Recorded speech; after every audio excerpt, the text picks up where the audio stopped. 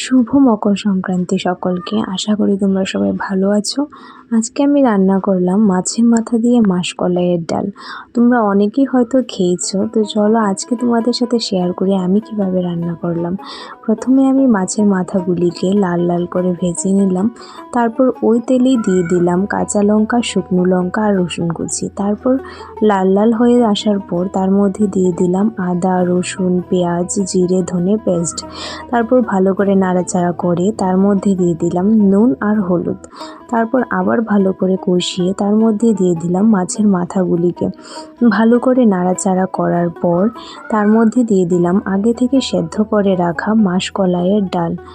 মাসকলাইয়ের ডালটা আগে ভেজে নিতে হবে, তারপর সেদ্ধ করতে হবে। তারপর আমি ভালো করে নাড়াচাড়া করে এটাকে রেখে দিলাম 10 মিনিটের মতো। তারপর 10 মিনিট পর এটা ফুটে আসার পর তারপর এর মধ্যে দিয়ে দিলাম ধনেপাতা কুচি। দেখতেও খুব সুন্দর লাগছে, খেতেও দারুণ হয়েছে। তোমরা অবশ্যই ট্রাই করো।